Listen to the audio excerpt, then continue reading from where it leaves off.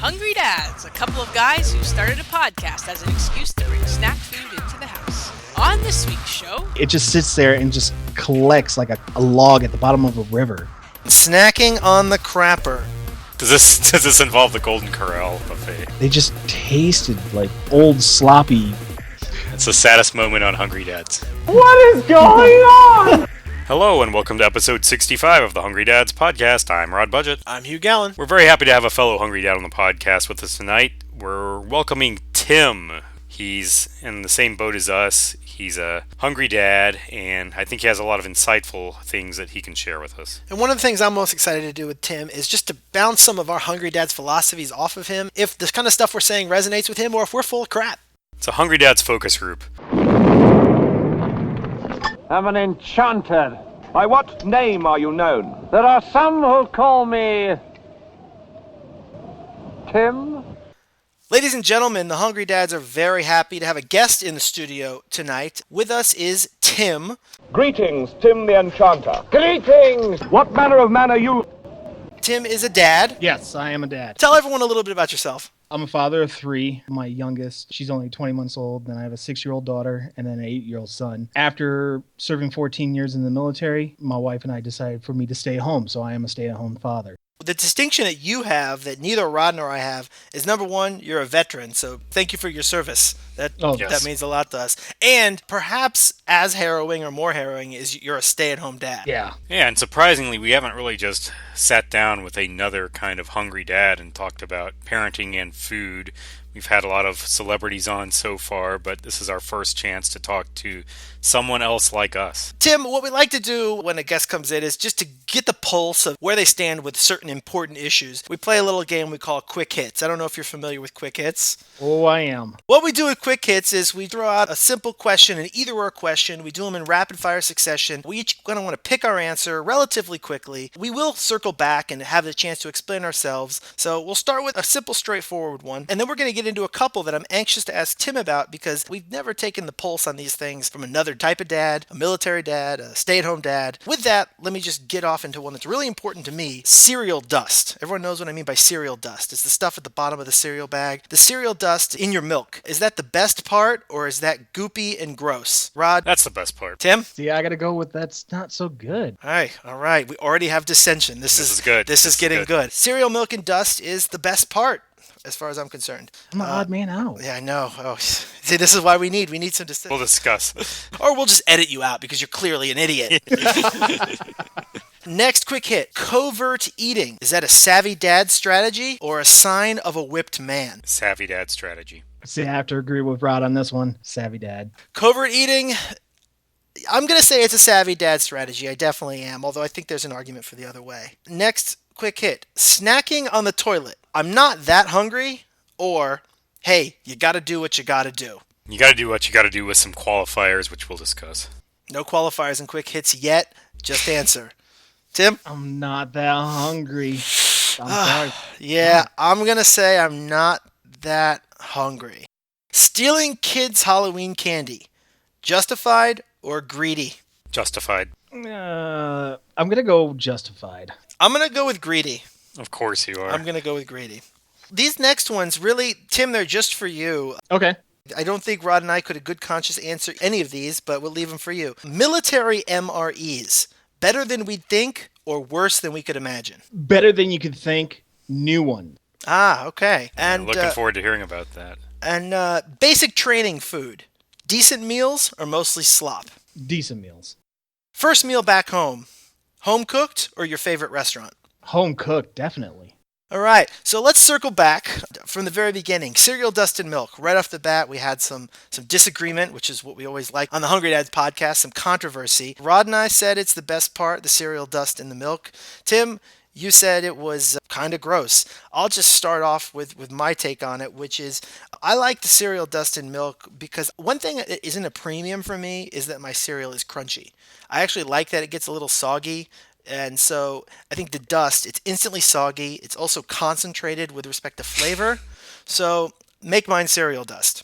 Yeah, your soggy thing's a little bit odd, I think. But for me, the dust I associate with sugar. It's generally heavy in the sugar with a little bit of the bran or whatever flake you're eating. So it's really sweet to me. So it's just kind of a special dusty treat. Tim, there's a very good chance that you are actually the normal mainstream person in the group, and you're just in a weird place. But so, why would you say cereal dusted milk is kind of gross? Because, I mean, to me, it just sits there and kind of congeals at the bottom of your bowl most of the time. I mean, sometimes, yeah, you'll get some up top with that first scoop, but normally it just sits there and just collects like a log at the bottom of a river. So then you gotta sit there and That's dig beautiful. it out. Wow. It's poetic. Jeez. I think that was a haiku. I think you went 757 on that or whatever. I thought we were talking about the toilet question for a second. I'm mainly a Cheerios guy, regular plain Cheerios. Both you and Rod said that it's all about the sugar, and with Cheerios, regular plain Cheerios, there's no sugar in it. So Sure. it's not frosted with sugar. So It might be cereal specific, actually, now that you say that. Yeah, not for me. I mean, I think the sugar's the main attractive point, but I'll even go with a non-sugared cereal. I think the dust is still, it's the flavors concentrated, whatever, even an oat flavor. I'll take a intense oat flavor with none of that pesky air in between pieces of oat. It's just, it's pure. All right, let's move on to the next one, which is covert eating, a subject of great affection to the hungry dads. And we asked if it was a savvy dad strategy or a sign of a whipped man, and everyone seemed to say it was a savvy dad strategy. Tim, I'm anxious to hear from you first on this one because we've talked about covert eating a lot here. yeah. Have you had some experience with covert eating? Oh, yes. Yes, I have. The reason why I said it was savvy dad move is because my kids, they're thin as rails, but they eat constantly. I'm dreading when they're teenagers. So if I go to the store or something, I might pick myself something up. Something quick enough that I can eat on the car ride home. Because I don't want to hear, did you get me one? Can I have a bite? It kind of gets old. I was like, I just spent $600 in groceries for you. You. Just in case we have some new listeners, because we are pleased that we have new listeners all the time. Covert eating is basically exactly what it sounds like. It's simply the idea that as dads, as Tim said, our kids always want to eat what we're eating, and you can't eat in front of them, and you can't eat some of the junk food that maybe they're not allowed to have, or at least not allowed to have when you want it, or have as much as you want. So we engage in covert eating, which may be in the car, in the closet, in the laundry room, at work, any number of places where we can just get something to eat without our kids bothering us. So yeah, Tim, I think I agree. Do you have any kind of go-to snacks, food in the car that you think are kind of the most effective, efficient, enjoyable of covert snacks? Enjoyable. What do you go for when you've decided you're going to engage in a car covert opportunity? I'm probably the weird one out. Normally people will be like, oh, I'll grab a candy bar or something like that. Yeah, I have done that, but my main go-to, cheap, and it keeps me kind of full, I go for the peanut butter Cliff Bar. I mean, that's me. Yeah, it's solid. And they're neat. Yeah, you're right. They don't Yep. crumble. They also give the illusion that they're kind of healthy. I'm not sure that they're that healthy, but they seem healthier than a Snickers. Oh, yeah. It's good to hear that we're vindicated in our views, that there are other people out there doing the exact same thing. Let's talk about, I think it's going to be a hot button question, snacking on the crapper. I'm not that hungry, or gotta do what you gotta do. Rod, I think we got to start with you here. You're the only one who was willing to go on record saying, hey, you got to do what you got to do, but you sounded anxious to explain yourself. Go ahead. I'm fully clothed in the situation. The seat's down, the whole lid's down. I'm just sitting on the toilet like it's a chair. It's the one place I can go where the kids generally won't bother me. Not that they haven't just busted in, but it's kind of a haven. You know, I consider the shower and the toilet kind of safe havens for the most part. And we have kind of the separate toilet door where the actual door closes and it's just the toilet. So I'll go in there and just, snack on some stuff, fully clothed, seat lid all the way down. If I'm just sitting there, moving my bowels, I'm not going to be eating anything. That's for sure. I chose I'm not that hungry, and I felt inclined to give a qualifier for that as well. And I think the qualifier is this. Hand on the Bible, gun to my head. Have I ingested food at the same time that I am using the toilet? Yeah, I think I have. I think it's happened. I think you've said on the podcast that you've eaten oranges on the toilet. I think I've eaten oranges on the toilet. I suppose just in the tone of the question of, is it something that I kind of stand up for or stand by? I don't think I'm ready to go there, but I think I must confess, apparently as I've already confessed it on the show, that I have in fact done it, lest anyone call me a bigger hypocrite than I am. Tim, am I safe in saying that for all of our covert eating talk, that snacking on the toilet might just be a bridge too far, actually snacking while using the toilet? Oh yeah. See, that's how I imagined it when you asked me the question, because I was like, pants down, me eating something. Right. I copped Granted, out. back in my old days, maybe hungover or something, didn't want to move too much. Yeah, probably. I've done it. Yeah. I think it's one of those, yeah, I've done it, but I'm not ready to defend it. Yeah, I think we're finally outgrowing the age of sitting on the toilet and eating. Yeah. It's the thing a parent should really come to grips with.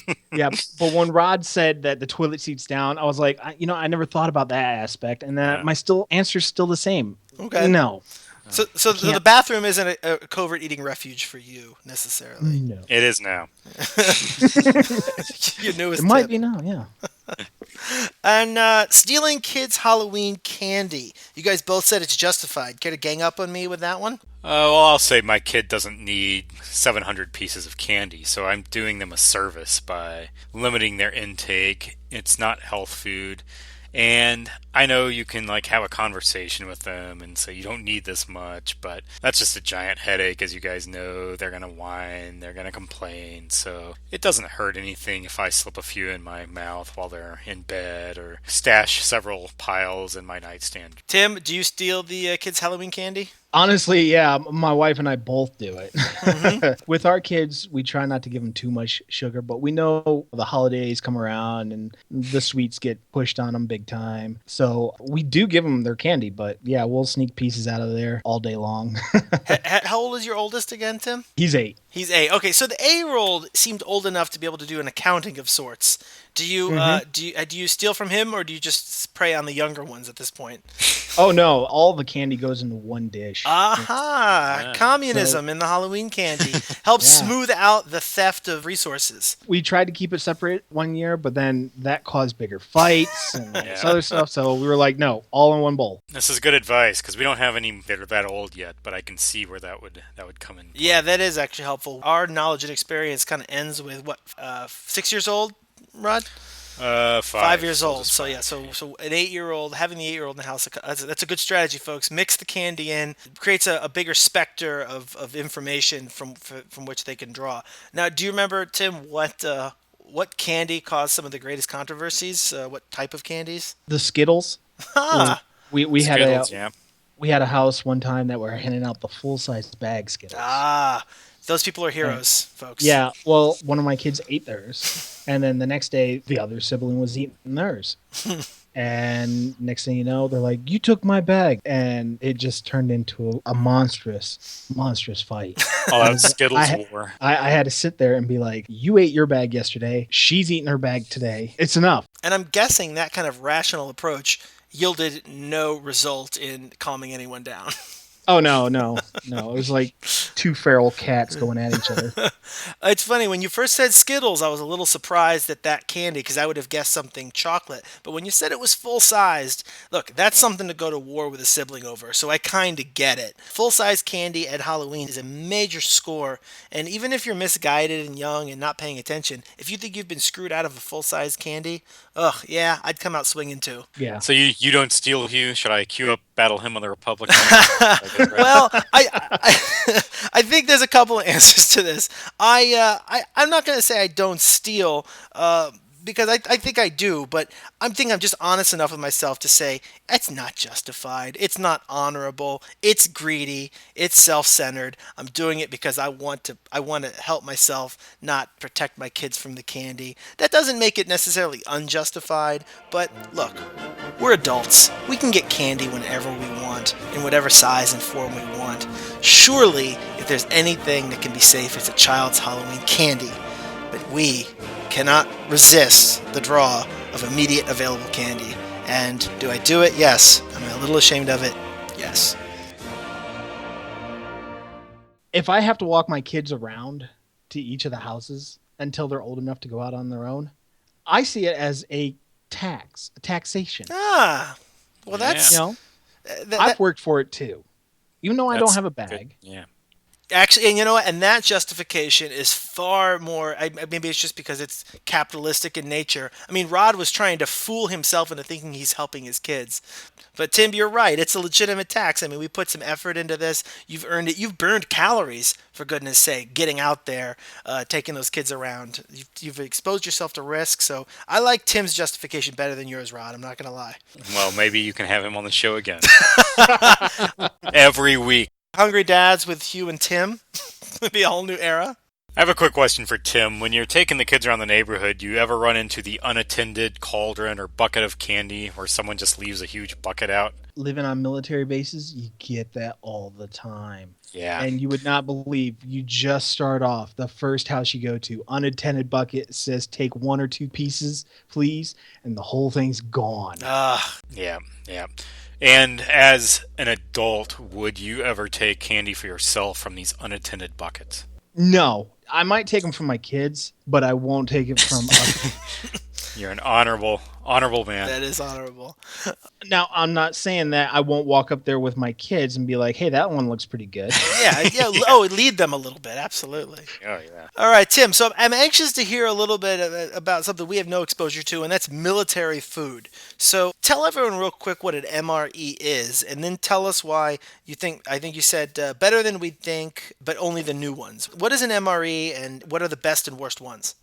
An MRE is a packaged meals ready to eat. Basically, depending on what you get, because on the outside of the brown, thick plastic bag that you get, it'll tell you what it is. Sometimes they'll have vegetarian or pork or steak or something, along those lines. Better than we think or worse than we could imagine? See, there's a stipulation on this one because the new ones now, the ones that they have now, probably starting a couple of years back when they started cycling out the old ones, those are really good. They're very tasty. Yeah, some things are kind of bland. You usually get a main meal, whether it be like frankfurters or chili mac or enchiladas, believe it or not. Some of them have those. And then you'll get a side. Sometimes you'll get beans, sometimes you'll get rice, and then you'll get either a cracker. They're like giant sheets of crackers. You'll get 2 of them in there, or you'll get the pound cake. This is in the old ones. And then you'll get a spread. If you get the crackers, you'll get jalapeno cheese, or peanut butter. My personal favorite was peanut butter, but you got to make sure you mix it up really well, because if not, when you open it, you're going to get all that oil. Same with the cheese. Yeah. The pound cake came in lemon or chocolate. I'm thinking everyone wanted chocolate. Am I crazy, or is the lemon? The lemon is actually really good. Okay. The old MREs, there's a lot of times I'll be sitting out there during training out in the field. We bust them open, and you'll get white rice. White rice was the death of everyone because they said it has no flavor. Yeah. So they usually give you one of those little sampler bottles of Tabasco sauce. You pour all your salt in the bag, you pour all your pepper in the bag, you throw all that hot sauce in there, whatever you could find, you threw in there. Just to make it have some flavor, because it was, honestly, it's like eating cardboard. Now, if you're out in the field, do you have any clue at what might be coming, what kind of MRE you're going to get, or is it a total surprise, like when it shows up? Most of the time, it's a total surprise. Somebody will be passing out MREs, and they'll chuck you one, and you look and be like, oh, I got vegetarian. Who wants vegetarian? Anyone want to trade? So everything just kind of gets thrown around, and then it's up to people to either take or try to trade what they get. It's not, not everyone gets enchiladas tonight. It's just whatever you get, you get. It's luck of the draw, and I suppose your own negotiation skills in trying to sell some white rice off in exchange for an enchilada or something. Yeah. Ugh, that sounds tough, man. I've had people be like, look, I'll trade you my rice and my pound cake and my jalapeno cheddar cheese for your crackers or something, So the new ones they have out now, they got like barbecue pork and the enchiladas and all that other stuff. Are the new ones better, do you think? Are they the same things, just better formulated, or is it brand new foods and recipes that are available and well done? I think they're better recipes. So white rice was the dreaded MRE to get. Yeah, for me. Was that what most people felt like? A lot of people that I was out in the field with, they hated the white rice, but some people do like it. A lot of the gym heads, they were all into the white rice. What was, you think, the most universally like, I hit the jackpot, I got the, what's the enchilada? Like, what did people, when they got it, they did a fist pump, like, I'm not trading this for anything. Back in the day, it had to have been chili mac. Chili mac. People went crazy for chili It mac. sounds good, yeah. It was actually quite tasty. All right, so our government has perfected chili mac, but still needs to put some R&D into the white rice situation. Which makes sense because it comes from Asia originally. Why would the American military perfect white rice? I guess chili mac is Tex-Mex, and Yeah, that's exactly. homegrown. We need to. I bet the Japanese military has amazing rice MREs. The worst out of all the MREs isn't the one that comes with white rice. The one back in the day was breakfast. Ah, Breakfast MREs were the worst. yeah, Because they were powdered eggs. yeah. That's pretty And bad. they just tasted like old sloppy leather Cereal shoe. dust. It's basically cereal dust in egg form. Let's talk about basic training. Decent meals or mostly slop? You tended to say it was pretty decent. Well, when I went through basic training, it was in the late 90s. You sidestepped all the way through until you got to the end. You got two choices. It was either hamburgers or raviolis, right? And then go down and you select something else, but you had to do it fast. I ate a lot of hamburgers when I was in basic, but they didn't have anything on it. It's just a bun with a piece of meat. No accoutrement, no cheese, lettuce, bacon, tomato on there. No, I mean, you could if you were brave enough, because at the end of the line, it was called the snake pit, and that's where all your TIs sit to have their meals. So if they think you're taking too long or something, they jump up and eat you alive. Interesting. Nobody wanted to get anything, really. No condiments, no nothing. Some people braved it, and they got away with it. Some other people didn't. This is going to be an absolutely not apt comparison, but I'm going to share it anyway. Does this involve the Golden Corral? It's not. It's almost worse. In high school, at lunch, you had to go up and get your meal, like from the cafeteria. Like in high school, you bought, your sandwich and your chips or whatever. And I always felt like everyone was gonna watch me, buy. If I went up to buy an extra bag of cookies or an extra bag of chips, I always thought people were doing the counting. So I had a lot of anxiety when I'd go up to get my lunch. I had to pick my timing. I had to go when there was a crowd and no one was paying attention. It's not like I was gonna get yelled at by officers or something. But I guess I can appreciate the anxiety of wanting some food and to go through what I considered a gauntlet to get to it. Yeah, that's tough. So I would have gone for the plain burger too. I guess that's my point. Is I would have kept myself out of the spotlight. That's the saddest story I've ever heard. It's the saddest moment on Hungry Dads. We'll put some music behind that. Some melancholy. Violin music. So plain burgers was the safe way to go, the non-confrontational way to go. Yeah, I mean, you had to pick quick, and I just picked burger. Did you ever say to yourself, you know what? I want some lettuce. I want some tomato. I want some ketchup. I'm going for it today, and we'll see what happens. Did you ever brave it, or did you always just go plain? I judged it on how the TIs were that day. I did once or twice get some condiments on there, but that's because I read the room to see if they were yelling, see what kind of mood they were in. And days that they didn't yell so much, I was like, I'm going to brave it.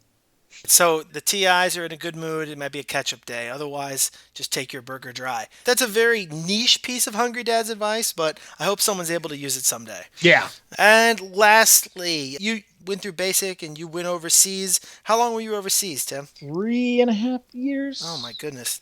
That's not including tours as far as going over to desert and stuff like that. But my base, I was stationed in Japan. And so when you came back home, you said home cooked all the way.